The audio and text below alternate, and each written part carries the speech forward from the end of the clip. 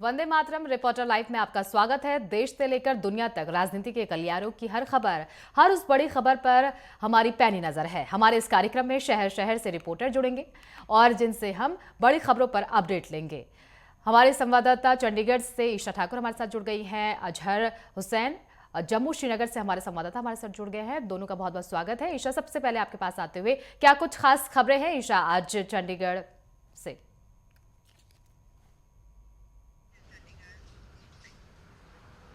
देखिए, आज पंचकुला के दौरे पर रहेंगे केंद्रीय गृह मंत्री अमित शाह और 3:15 बजे वो पंचकुला में पहुंचेंगे। इंद्रधनुष ऑडिटोरियम में मेगा कोऑपरेटिव कॉन्फ्रेंस में वो मुख्य अतिथि के तौर पर शिरकत करेंगे, क्योंकि सहकारिता मंत्री भी अमित शाह हैं, तो ऐसे में सहकारिता क्षेत्र से जुड़े प्रतिनिधियों को वो संबोधित करेंगे। इसके साथ ही अमित शाह की अगर बात करें, उसके बाद वो ताऊ देवीलाल स्टेडियम में जाएंगे। 4:30 बजे के करीब वहां पर पुलिस पासिंग आउट परेड जो है उनकी सलामी यहां पर ली जाएगी और 5000 से अधिक जो पुलिसकर्मी हैं उन्हें ये सलामी लेंगे। और ये नवनियुक्त पुलिसकर्मी हैं, जिसमें देखिए 4000 के करीब जो जवान हैं वो ग्रामीण इलाकों से आते हैं। इसके अलावा 800 के करीब जो संख्या है वो महिलाओं की है। यहाँ पर उन्हें राष्ट्र के प्रति प्रेरित करेंगे, सलामी उनकी लेंगे यहाँ पर केंद्रीय गृह मंत्री अमित शाह। इसके बाद केंद्रीय गृह मंत्री अमित शाह अटल पार्क पहुंचेंगे। सेक्टर 1 जो कि पंचकुला में पड़ता है, वहां पर पूर्व प्रधानमंत्री और भारत रत्न अटल बिहारी वाजपेयी को लेकर जिस तरीके से वहां पर प्रतिमा बनाई गई है अटल पार्क में, उस प्रतिमा का अनावरण केंद्रीय गृह मंत्री अमित शाह की तरफ से किया जाएगा। और अटल बिहारी वाजपेयी की जीवनी पर जो प्रदर्शनी वहां पर लगाई गई है उसका भी अवलोकन वो करेंगे और उसका उद्घाटन उनकी तरफ से किया जाएगा। इसके अलावा अटल बिहारी वाजपेयी जी की जिस तरीके से कल जयंती है, उसकी पूर्व संध्या पर केंद्रीय गृह मंत्री जिस तरीके से आज पहुंच रहे हैं, यहाँ पर प्रतिमा का अनावरण करने के साथ साथ एक बड़ा रक्तदान शिविर का आयोजन भी यहाँ पर किया गया है बीजेपी की तरफ से। उसका भी यहाँ पर उद्घाटन केंद्रीय गृह मंत्री अमित शाह करेंगे। इसके साथ ही उसके बाद केंद्रीय गृह मंत्री अमित शाह एक बार फिर से इंद्रधनुष ऑडिटोरियम पहुंचेंगे। यहाँ पर उनका अलग कार्यक्रम है, जहाँ पर जो साहिबजादे हैं, जोरावर सिंह और साहिबजादा फतेह सिंह, उनके बलिदान को लेकर जो वीर बाल दिवस यहाँ पर बनाया जाएगा, हरियाणा सरकार की तरफ से मुख्य अतिथि के तौर पर शिरकत करेंगे केंद्रीय गृह मंत्री अमित शाह। और उनके दौरे को लेकर पूरी सुरक्षा यहाँ पर प्रबंध जो है कड़े कर दिए गए हैं। दोपहर बाद वो चंडीगढ़ पहुंचेंगे और चंडीगढ़ के बाद सीधा पंचकुला और 3:15 बजे के करीब वो पंचकुला पहुंचेंगे। और वहां पर पहला जो कार्यक्रम है वो सहकारिता से जुड़ा हुआ कार्यक्रम है, जहां पर सहकारिता क्षेत्र से जुड़े प्रतिनिधि को वो संबोधित करेंगे। इसके बाद जो पासिंग आउट परेड है उसमें जवानों की वो सलामी लेंगे और उन्हें प्रेरित भी करेंगे राष्ट्र के प्रति। इसके साथ ही वो अटल पार्क में जाकर वहाँ पर अटल बिहारी वाजपेयी की प्रतिमा का अनावरण करेंगे। वहाँ पर जो प्रदर्शनी उनकी जीवनी पर लगाई गई है उसका भी उद्घाटन करेंगे। रक्तदान शिविर का उद्घाटन यहाँ पर करेंगे, लोगों को प्रेरित भी वो करेंगे रक्तदान के लिए। इसके साथ ही जो आखिरी उनका कार्यक्रम है वो इंद्रधनुष ऑडिटोरियम में ही रहेगा, जहाँ पर वीर बाल दिवस जो बना रही है हरियाणा सरकार। हालांकि वीर बाल दिवस की अगर बात करें वो 26 दिसंबर को पूरे देश भर में मनाया जाता है, लेकिन हरियाणा सरकार की तरफ से 24 तारीख को मनाया जा रहा है। और ये जो महीना है, इस महीने में श्री गुरु गोबिंद सिंह के जो साहिबजादे हैं, 4 साहिबजादे जिन्होंने देश और धर्म के लिए अपनी कुर्बानी दे दी थी, उनके साहिबजादों को यहाँ पर याद किया जाता है, नमन किया जाता है। पंजाब में खासतौर से कई कार्यक्रम आयोजित किए जा रहे हैं और हरियाणा में भी कई कार्यक्रम आयोजित स्तर पर हो रहे हैं। और हरियाणा सरकार ने आज वीर बाल दिवस बनाने का फैसला लिया है। मुख्य अतिथि के तौर पर यहाँ पर पहुंचेंगे केंद्रीय गृह मंत्री अमित शाह। एक टेबल बुक का भी लॉन्च उनकी तरफ से किया जाएगा। इसके अलावा देखिए, वीर बाल दिवस जिस तरीके से 26 दिसंबर को बनाया जाता है, प्रधानमंत्री नरेंद्र मोदी की तरफ से ही इसकी घोषणा की गई थी, लेकिन पंजाब में विधानसभा चुनाव 2027 में होने हैं। ठीक उससे पहले जो राजनीति है अपनी चरम पर है, क्योंकि बीजेपी का पूरा फोकस अब पंजाब की तरफ भी है। पश्चिम बंगाल के साथ साथ बीजेपी पंजाब में भी फतेह का परचम लहराना चाहती है। और ऐसे में केंद्रीय जो मंत्री हैं मोदी सरकार में, उनकी लगातार वो यहाँ पर पहुँच रहे हैं, मुआयना कर रहे हैं, लोगों से उनसे बातचीत कर रहे हैं, वार्तालाप कर रहे हैं।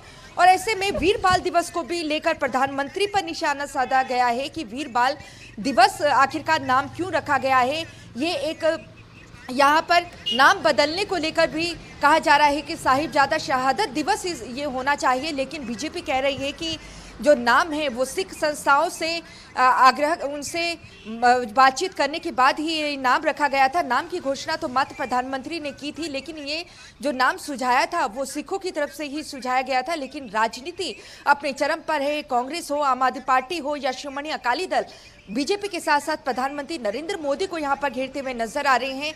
और इसके साथ ही अगर मौसम की बात करें, देखिए लगातार मौसम यहाँ पर करवट लेता हुआ नजर आ रहा है। आज भी मौसम विभाग की तरफ से ऑरेंज अलर्ट चंडीगढ़ में, पंजाब और हरियाणा में जारी किया गया है। घने कोहरे का ये ऑरेंज अलर्ट 3 दिनों तक जारी रखा है मौसम विभाग की तरफ से, और लोगों से विशेष तौर से सावधानी बरतने की यहाँ पर सलाह दी गई है। सुबह और शाम के वक्त घना कोहरा छाया रहता है यहाँ पर, और ऐसे में लोगों को सावधानी बरतने की सलाह दी है कि अगर वो घरों से बाहर निकलते हैं यातायात के समय सावधानी बरतें। इसके अलावा अगर हम चंडीगढ़ से बात करें, जो हवाई जहाज हैं उन्हें भी फ्लाइट्स को घने कोहरे के चलते रद्द किए गए हैं। अगर हम हिमाचल की बात करें तो मौसम विभाग की तरफ से 28 और 29 तारीख को ऊपरी इलाकों में बर्फबारी की यहाँ पर संभावना जताई गई है। और लाहौल स्पीति देखिए इस वक्त सबसे ठंडा हिमाचल में चल रहा है, जहाँ पर जो तापमान है वो -5 डिग्री सेल्सियस में जो न्यूनतम तापमान है वो चला गया है। हरियाणा सरकार की तरफ से भी बीते कल स्कूलों में शीतकालीन अवकाश की घोषणा कर दी गई है। 1 तारीख से लेकर 15 जनवरी तक, 1 जनवरी से 15 जनवरी तक जो है शीतकालीन अवकाश हरियाणा के निजी और सरकारी स्कूलों में कर दिया गया है। और ऐसे में अब जिस तरीके से अभी 3 दिनों का ऑरेंज अलर्ट है घने से घने कोहरे का, आगे इस अलर्ट को भी मौसम विभाग बढ़ा सकता है। ये तमाम खबरें हैं जिन पर हमारी नजरें हैं। जी बिल्कुल बिल्कुल ईशा, पहाड़ों में ठंड बढ़ गई है जिसका सीधा असर अब मैदानी इलाकों में भी देखने को मिल रहा है। अजहर, आपके पास आते हुए क्या कुछ खास खबरें हैं अजहर आज जम्मू श्रीनगर से? जम्मू कश्मीर के अहम खबरों की ओर बात करें, सबसे पहले peoples democratic party Mehbooba Mufti को जो है जम्मू कश्मीर हाईकोर्ट की जानिब से एक बड़ा फटकार मिला, एक बड़ा झटका मिला है। वो इस प्रकार से कि उन्होंने एक जो है PIL दर्ज की थी कि जो भी जम्मू कश्मीर के जितने भी जेल में बंद जितने भी कैदी हैं, जिनको जम्मू कश्मीर से बाहर बाहर जेलों में बंद रखा गया है, उनको वहां से वापस ले आया जाए जम्मू कश्मीर में, ताकि जो उनके परिजन है उनसे मुलाकात की जाए। लेकिन उसके बाद में हाईकोर्ट के एक बेंच ने इसको फटकार देते हुए कहा कि ये जो है इस PIL के जरिए आप सियासत ना करें तो बेहतर होगा, क्योंकि कोर्ट को वो सियासत की नजर नहीं देख सकते हैं। इसलिए उन्होंने साफ और स्पष्ट कहा कि इस PIL के जरिए वो जो है मुल्क के बाहर यानी रियासत के बाहर जितने भी जो कैदी है उनको वापस नहीं लिया जा सकता है, क्योंकि इस PIL के जरिए ये क्लियर हुआ है। जिस तरीके से जो जजेस का जो बेंच है उन्होंने क्लियर और स्पष्ट कहा कि इस PIL के जरिए जो है महबूबा मुफ्ती सियासत करना चाहती है और इस सियासत को बिल्कुल भी कोर्ट या सियासत को वो दूर रखें। तो इस तरीके से जो PIL दर्ज की गई थी महबूबा मुफ्ती के द्वारा, उसको वहां पे रद्द किया गया है। दूसरी खबर की अगर हम बात करें, दौरा एडमिनिस्ट्रेशन की जानिब से एक नोटिफिकेशन जारी की गई है। दरअसल ये नोटिफिकेशन जो है 24 मई 2024 को जो है निकली थी, लेकिन उसकी आज जो है एक फाइनल एक डेट निकली है, जिसके जरिए जो है तमाम तर जितने भी वोटर लिस्ट में जितने भी नाम है जिनका फोटो क्लियर नहीं है, या जिनका नाम में ए के बदले बी का नाम आया है, या बी का फोटो है तो उसके बदले में सी का नाम आया है, तो कहीं ना कहीं इस प्रक्रिया के जरिए डिस्ट्रिक्ट इलेक्टोरल ऑफिसर के जरिए ये क्लियर किया गया कि वो जो है 5 जनवरी तक इसको क्लियर किया जाए, ताकि जो भी इसमें साफ और स्पष्ट वोटर लिस्ट है, हालांकि इसको PLO जितने भी है उनको इस प्रक्रिया से दूर रखा गया है। और ये जो प्रक्रिया है, जिस तरीके से मैंने पहले ही बताया कि 5 जनवरी का इसका डेडलाइन दिया गया है कि 5 जनवरी तक जो है ये क्लियर होना चाहिए, और पूरे जिले में जितने भी नाम इंद्राज है, वोटर लिस्ट में जितने भी नाम इंद्राज है, जिनके फोटो ब्लर आ रहे हैं या जिनके फोटो मिसिंग है, या जिनका नाम जो है ए के बदले बी है या बी के बदले सी है, या फोटो एक का है नाम दूसरे का है, तो ये पूरी तरीके से स्पष्ट और क्लियर नोटिफिकेशन है कि वो इस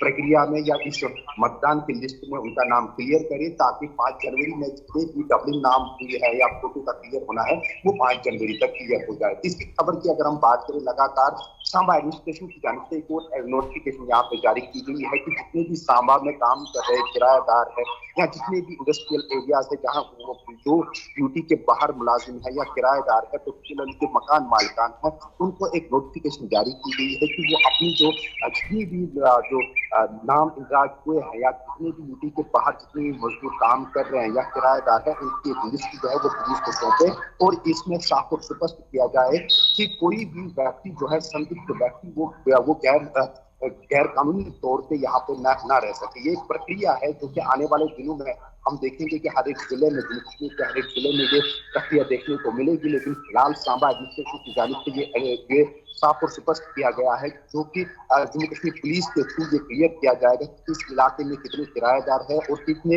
इंडस्ट्रियल एरिया में कितने भी लेबरर्स है, जो भी जम्मू कश्मीर के बाहर जितने भी लेबर है, उनका सारा जो नामकरण है या नाम लिस्ट है वो पुलिस को सौंपा जाएगा, ताकि एक लिस्ट बना जाए कि ताकि जिले में जितने भी बाहर के जितने भी लोग हैं या कोई भी संदिग्ध आदमी जो है वो इस तरीके से अंदर ना ले जाए। अगर इस प्रक्रिया में कोई भी जो मकान मालिकान है, किराएदार है, कोई भी इस मामले में अगर वो जो है डिटेल्स जो पुलिस को नहीं सौंपेंगी तो उसके खिलाफ कानूनी कार्रवाई की जाएगी। इस चौथी खबर की अगर बिल्कुल अजहर, आपसे इसी पर ज्यादा जानकारी आपसे लेंगे। यूपी से हमारे स्टेट हेड राघवेंद्र प्रताप सिंह भी हमारे साथ जुड़ गए हैं, उनसे भी ज्यादा जानकारी ले लेते हैं। राघवेंद्र, क्या कुछ खास खबरें हैं आज उत्तर प्रदेश से?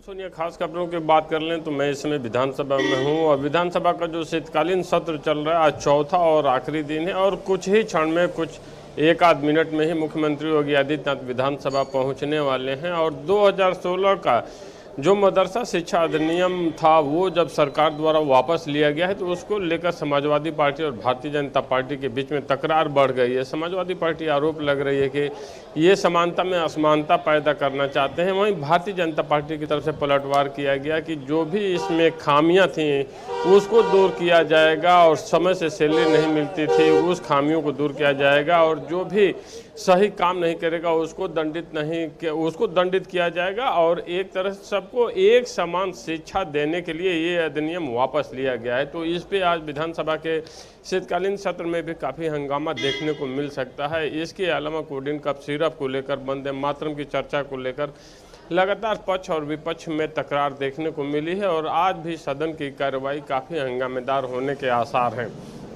हालांकि एसटीएफ की तरफ से, ईडी की तरफ से लगातार कोडिन कप सिरप में आरोपियों की गिरफ्तारी की जा रही है। सैकड़ों फर्मों के जो लाइसेंस थे उसे निरस्त किया गया है और योगी ने खुद ही सदन में, सीएम ने ये घोषणा की थी कि कोई भी जो भी दोषी है वो दंडित किया जाएगा, कोई भी बच नहीं पाएगा और कोई किसी भी दल से जुड़ा हो या जितना बड़ा नेता हो किसी को किसी तरह की छूट नहीं मिलेगी और समय आने पे बुलडोजर की भी कार्रवाई होगी। वहीं पंचायत चुनाव को लेकर भी सरगर्मियां बढ़ गई हैं। मार्च अप्रैल में चुनाव होने की संभावना है और ऐसे में देखना होगा एसआईआर की प्रक्रिया जिस पे कांग्रेस लगातार विरोध कर रही है, कांग्रेस का विरोध कितना कारगर होता है, सही होता है। हालांकि कांग्रेस की तरफ से 2027 का विधानसभा चुनाव अकेले सारी सीटों पे लड़ने का ऐलान किया गया है। अब देखना होगा कि जो भी प्रदेश की जितनी भी सीटें हैं उस पे कांग्रेस अगर इंडी गठबंधन का हिस्सा नहीं होती है तो अखिलेश यादव का क्या फार्मूला होगा, क्योंकि संविधान बचाने, आरक्षण बचाने और पीडीए की बात करना और बहुजन समाजवादी पार्टी अलग चुनाव लड़ेगी, कांग्रेस अगर अलग चुनाव लड़ेगी तो कहीं न कहीं एनडीए भारतीय जनता पार्टी का पलड़ा और मजबूत होता हुआ दिखाई देगा। वहीं मौसम की बात कर लें तो मौसम विभाग की तरफ से 32 जनपदों में येलो ऑरेंज घोषित किया गया है और 32 जनपदों में भयंकर ठंड और कुहासे देखने को मिले। चाहे हम पूर्वांचल की बात कर लें या पश्चिमांचल की बात कर लें, गोरखपुर हो, महाराजगंज हो, देवरिया हो, सिद्धार्थनगर हो, बस्ती हो, वाराणसी हो, चंदौली, आजमगढ़, मऊ या फिर पश्चिमी यूपी का सहारनपुर, अलीगढ़, आगरा, गाजियाबाद, नोएडा, हर जगहों पे भयंकर ठंड की और कुहासे का येलो अलर्ट मौसम विभाग के तरफ से जारी किया गया है। बिल्कुल राघवेंद्र। उपेंद्र सिंह राणा संवाददाता हमारे जुड़ गए हैं देहरादून से, उनसे भी ज्यादा जानकारी ले लेते हैं। उपेंद्र, क्या कुछ खास खबरें हैं आज उत्तराखंड से?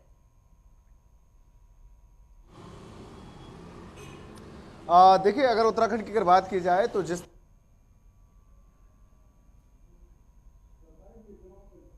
राजनीति सरगर्मी अपना है वो अपडेट हो चुके हैं। एक और जहां पूर्व मुख्यमंत्री हरीश रावत का जो एआई वीडियो जिस तरीके से सोशल मीडिया पर जिस तरीके से प्रसारित किया जा रहा है और बीजेपी हैंडल से जिस तरीके से वहां पर जो वीडियो जिस तरीके से उनको डाला गया था उस पर कल जिस तरीके से पूर्व मुख्यमंत्री हरीश रावत ने जिस तरीके से एफआईआर दर्ज जो है वो की है और उसके बाद जिस तरीके से उन्होंने पूरे दिन भर जिस तरीके से जो है अधिकारियों से लगातार जिस तरीके से बातचीत की है, उन्होंने कहा कि जब तक इस पूरे मामले की जांच नहीं हो जाती और या एफआईआर दर्ज नहीं हो जाती तब तक जो है हम चैन से नहीं बैठेंगे। उस तरीके से जो है वो कल एसएसपी देहरादून से भी उन्होंने देर रात जो है वो मुलाकात इस मामले पर की और उन्होंने साफ तौर पर कहा कि जो भी ये वीडियो जिसके द्वारा भी ये डाला गया है, बनाया गया है, उस पर जो है कड़ी से कड़ी कार्रवाई जो है वो की जाए। जिस तरीके से एआई वीडियो में जिस तरीके से बताया गया है, उसके साथ साथ जिस तरीके से पाकिस्तानी जासूस के तौर पर जो है उनको एआई वीडियो के जरिए जो है वो दिखाया गया है, तो यानी कि इस पर जो है वो राजनीति जो है वो गरमाई हुई है और लगातार आरोप प्रत्यारोप का दौर जो है वो चल रहा है। अब हरीश रावत का यह कहना है कि मैं खुद भाजपा के दफ्तरों में जाकर भोंपू बजाऊंगा और उनसे सवाल करूंगा कि अगर आपके पास सबूत है तो उन सबूतों को जो है वो मेरे सामने रखे कि आखिर आपके पास क्या सबूत है कि एक विशेष समुदाय के प्रति मैं हितैषी हूँ और उनके बिल्कुल बिल्कुल उपेंद्र, आपका फ्रेम फ्रीज हो गया है, आपकी आवाज हम तक पहुंच रही है लेकिन आपका फ्रेम फ्रीज हो गया है। देखिए सियासत ज्यादा 2027 के चुनाव से पहले अब लगातार जिस तरीके से विपक्ष मुद्दा बनाने की कोशिश कर रहा है, इसी तरीके से अब उत्तराखंड में भी एक नया मुद्दा छाया हुआ है। अंकिता हत्याकांड का मामला फिर से उजागर होता हुआ नजर आ रहा है। अब देखने वाली बात होगी कि जो वीडियो वायरल हो रहा है वो क्या वाकई में रियल वीडियो है या फिर फेक, ये तो बाद में पुष्टि के बाद ही पता चलेगा। ईशा आपके पास आते हुए, देखिए ईशा, लगातार जिस तरीके से हरियाणा शीतकालीन सत्र चल रहा था उस समय तो विपक्ष की तरफ से कोई मुद्दा उठाया नहीं गया, लेकिन अब कांग्रेस की तरफ से कहा जा रहा है कि हमें एक भी मौका नहीं दिया गया अपनी बात को रखने का वहां पर, और हम अरावली का मुद्दा उठाना चाहते थे लेकिन हमें अपनी बात बोलने नहीं दी गई।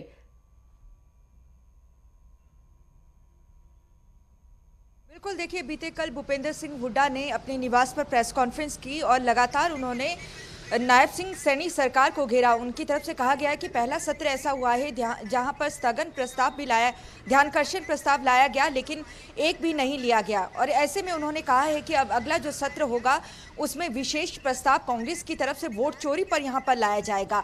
उनकी तरफ से साफ तौर से कहा गया कि अगर हम बात करें चुनाव आयोग की, ये एक संवैधानिक संस्था है और ऐसे में वोट चोरी जैसे मुद्दे पर जो है चर्चा यहाँ पर माफ कीजिएगा, चुनाव सुधार पर जो है चर्चा सदन के भीतर नहीं हो सकती है। और ऐसे में भूपेंद्र सिंह हुड्डा ने ये भी आरोप लगाया है कि 150 वर्ष जिस तरीके से वंदे मातरम को लेकर हुआ है और ऐसे में इस गीत को लेकर चर्चा करने का कोई औचित्य नहीं था कि सदन में आप लोग इसको लेकर प्रस्ताव लाए, इस पर चर्चा करें। उन्होंने कहा कि जो जनहित के मुद्दे हैं उन पर चर्चा करने से यहाँ पर बची है नायब सैनी सरकार।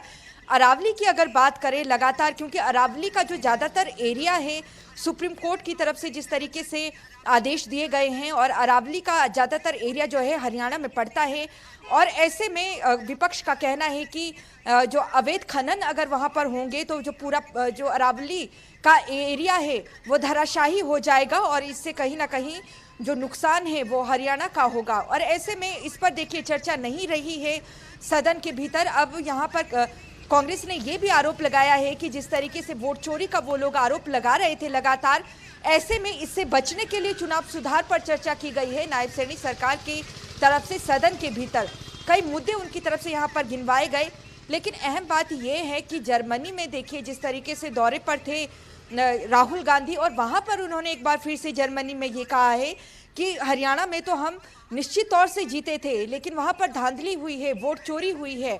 उनका अभी भी ये कहना है कि हरियाणा में तो जीत कांग्रेस की ही हुई थी। बिल्कुल ऐसे बिल्कुल विपक्ष की तरफ से लगातार ये आरोप लगते रहे हैं, जब भी वो हारते हैं तो या तो ईवीएम पे ठिकरा फोड़ देते हैं या फिर वोट चोरी एक नया मुद्दा निकलकर सामने आया है वो सामने रख देते हैं। लगातार इस तरह के आरोप विपक्ष की तरफ से देखे जा रहे हैं। राघवेंद्र आपके पास आते हुए, देखिए राघवेंद्र, अब एसआईआर की जो अवधि थी वो बढ़ा दी गई थी लेकिन 26 तारीख को वो अवधि भी खत्म हो जाएगी। किस तरीके से काम चल रहा है धरातल पर, क्या स्थिति है, क्या पूरा काम हो जाएगा या फिर अवधि और ज्यादा बढ़ानी होगी? बिल्कुल सोनिया, अगर उत्तर प्रदेश की बात कर लें और खास करके लखनऊ की बात कर लें तो जिस तरह से एसआईआर की प्रक्रिया में तमाम लखनऊ के भी ऐसे नागरिक थे जो यहाँ वोटर लिस्ट में थे और जो जिस ग्रामीण अंचल से रहता था, अपने गांव पैतृक निवास, वहाँ से वोटर था और वो अपने एसआईआर के फार्म में अधिकांश लोगों ने अपने गांवों से भरा और ये भारतीय जनता पार्टी के लिए चिंता की लकीरें हो गई थी, क्योंकि शहरी मतदाताओं को ऐसा माना जाता है कि ये बीजेपी का मतदाता है और शहरों में बीजेपी बहुत अच्छा करती है। और शायद यही कारण था कि भारतीय जनता पार्टी इस पे लगातार बैठक की। मुख्यमंत्री योगी आदित्यनाथ प्रयागराज, वाराणसी, आजमगढ़, गोरखपुर में बैठकें किए और सबको निर्देश जारी किए गए कि भारतीय जनता पार्टी के जितने भी कार्यकर्ता हैं अपने वोटरों को निकालें और बीएलओ द्वारा दिए गए फार्म को जमा कराएं। तो एक तरह से कहा जा सकता है कि निर्वाचन आयोग की तो तैयारियां पूरी हैं और समय पे पूरा भी कर लेगा और निर्वाचन आयोग एक तरह से लक्ष्य को पूरा कर भी लिया था। जिस तरह से बीएलओ द्वारा सारे फार्म दिए गए, चूँकि फार्म वापस नहीं आए शहरों में,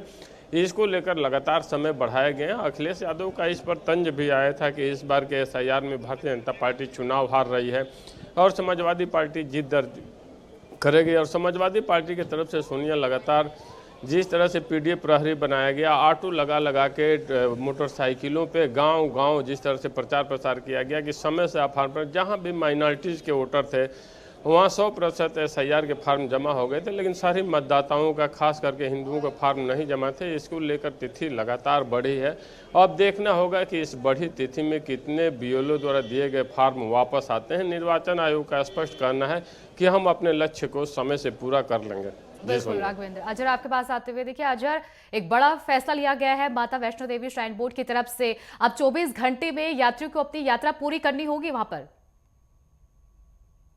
बिल्कुल सोनिया, ये तब विवादित बयान जो है सामने आ रहे थे जब सिक्योरिटी रीजन के हवाले से ये उंगलियां उठाई गई थी कि माता वैष्णो देवी में पूरे जो देश भर के जो संस्था, इस संस्था से वाबस्ता लोग हैं, श्रद्धालु है, वो बढ़कर आ रहे हैं और इस हवाले से सिक्योरिटी का एक बड़ा मसला रहता था। और इस हवाले से एक बड़ी कदम जो है श्राइन बोर्ड के हवाले से कि वो अगले 24 घंटे के दौरान या 1 जनवरी से ना कि ये नोटिफिकेशन जारी होगी, बल्कि जम्मू कश्मीर गवर्नमेंट की जानिब से या हम यूँ कहें कि सेंट्रल गवर्नमेंट की जानिब से काफी सारी नोटिफिकेशन जो है वो नए साल के आगाज से स्टार्ट होंगे। और जिसमें माता वैष्णो देवी का भी एक बड़ा फैसला है कि इस 24 घंटे के दौरान जो भी यात्री होगा वो माता वैष्णो देवी का वो दर्शन करके वो अपना जो यात्रा है वो कंप्लीट करे। और इसी प्रकार से अगर हम देखेंगे कि जम्मू कश्मीर में जो ट्रांसपोर्ट एसोसिएशन है वो लगातार जो है जो बयान दे रहे थे और इसमें उन्होंने पिछले बार जो है 16 दिसंबर का एक चक्का जाम का आह्वान भी किया गया था, लेकिन उसके बाद में उन्होंने गवर्नमेंट के साथ बात की और उस चक्का जाम हड़ताल को वापस लिया और कई एक डिमांडें जो है वो गवर्नमेंट के सामने रखी। लेकिन उसमें एक मेन चीज है, उसमें आज जो है नोटिफिकेशन जारी ये हुई है कि गवर्नमेंट की जानिब से अब जो है नए साल के आगाज से यानी 1 जनवरी से अब जम्मू कश्मीर के जितने भी जो ट्रांसपोर्ट है उसमें 18% जो किराया है उसमें इजाफा होगा। तो कहीं ना कहीं जो यात्री है उनके जेब अब भारी होंगे, उनके जेब से अब 18% का जो ज्यादा किराया है वो देना पड़ेगा। लेकिन इस नोटिफिकेशन के बाद में क्या कुछ प्रक्रिया रहेगी लोगों के सामने, ये देखने वाली बात है। लेकिन फिलहाल इस नोटिफिकेशन के बाद में ट्रांसपोर्ट से जितने भी वाबस्ता लोग हैं उनको राहत की सांस यहाँ पे देखने को मिल रही है। मौसम के हवाले से हम बात करें कि मौसम लगातार हम देख रहे हैं कि पिछले कई एक दिनों से जो है, हालांकि मैदानी इलाकों में जम के बारिशें हुई और जो पहाड़ी क्षेत्रीय इलाके हैं, गुलमर्ग, सोनमर्ग, जितने भी पीर पंचाल के पहाड़ी क्षेत्रीय इलाके हैं वहां पे जम के बर्फबारी हुई है। पर्यटक स्थलों पे जो है पर्यटक जो है जोग आ रहे हैं और नए साल के आमद के साथ ही ये बड़ी खुशआइंद बात है कि बर्फबारी हो गई। बीते रात भी जो है पहाड़ी क्षेत्रीय इलाके में गुलमर्ग में रुक के बर्फबारी हुई है और जिसके नतीजे में जो है इस खूबसूरत वादियों में एक बार फिर जो है खूबसूरती देखने को मिली। लेकिन इसमें दूसरी बात यह है कि इन बर्फबारी की वजह से जो जंगली जानवर है वो अब जो है मैदानी इलाकों का रुख कर रहे हैं। आज सुबह जो है दक्षिणी कश्मीर अनंतनाग के कपरन इलाके में जो है जूही जो सीआरपीएफ के जवान है कैंप में वो ब्रेकफास्ट कर रहे थे, तो इतने में से तेंदुआ जो है वो जंगल से आके वहां पे हमला करता है और जिसके नतीजे में एक जो जवान है वो जख्मी होता है। हालांकि उसके बाद में उसको आनंद फानंद पीएचसी जो वहाँ पे नजदीक पीएचसी है वहाँ पे ले जाया गया, उसका इलाज मुआवजा किया गया और उसके बाद में बताया गया कि डॉक्टरों के द्वारा कि जवान की जो हालत है वो बिल्कुल स्वस्थ है। लेकिन इस कहीं ना कहीं इस स्नोफॉल की वजह से जंगली जानवरों ने भी मैदानी इलाकों का रुख किया है। हमने देखा कि बीते रात की नाइट आवर्स में जो है वाइल्ड लाइफ डिपार्टमेंट ने जो है काफी सारे इलाकों को जो है वो पेट्रोलिंग कर रहे थे और देख रहे थे कि किस प्रकार से जो जंगली जानवर है वो मैदानी इलाकों की तरफ रुख कर रहे हैं। लेकिन मौसम विभाग का मानना है कि अगले 5 और 6 दिनों तक जो है घाटी का मौसम जो है खुश्क रहेगा। लेकिन जो ही आज सुबह हमने देखा कि सूर्य देव ने अपना जो है दर्शन दिए और इस प्रकार से आज का मौसम जो है बिल्कुल घाटी में जो है काफी खुशगवार नजर भी आया। और इस मौसम के साथ ही हमने देखा कि जो टेम्परेचर जो कपकपाती हुई सर्दी थी उसमें भी थोड़ी सी राहत मिली। बिल्कुल बिल्कुल अजय। ईशा आपके पास आते हुए देखिए, ईशा आज पंचकुला के दौरे पर रहेंगे अमित शाह और उनके आगमन को लेकर क्या कुछ तैयारियां अभी तक कर ली गई हैं और क्या वो बड़ी सौगात दे सकते हैं आज हरियाणा वासियों को?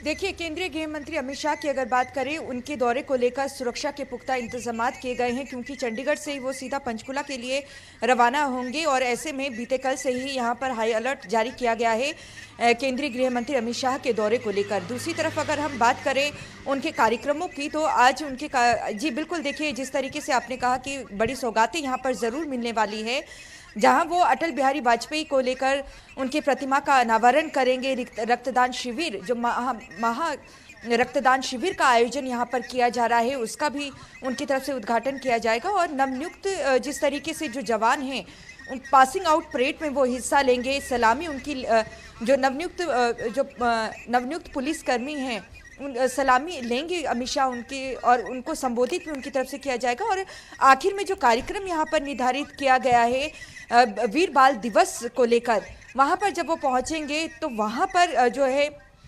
विकसित भारत हरियाणा जिस को लेकर किस तरीके प्रधानमंत्री नरेंद्र मोदी का जिस तरीके से सपना है कि 2047 तक भारत को विकसित बनाया जाए, ऐसे में विकसित हरियाणा को लेकर एक डॉक्यूमेंट भी उनकी तरफ से, डॉक्यूमेंट विजन, उसका जो है वो अनावरण करेंगे और वहां पर पहुंचेंगे। और वीर बाल दिवस को एक भव्य तरीके से यहाँ पर हरियाणा सरकार बना रही है। बिल्कुल बिल्कुल ईशा, यानी कि भव्य तैयारी आज की गई है। अमित शाह का आगमन आज पंचकुला में होगा। बहुत बहुत शुक्रिया आप सभी का इन तमाम जानकारी को हमारे साथ साझा करने के लिए।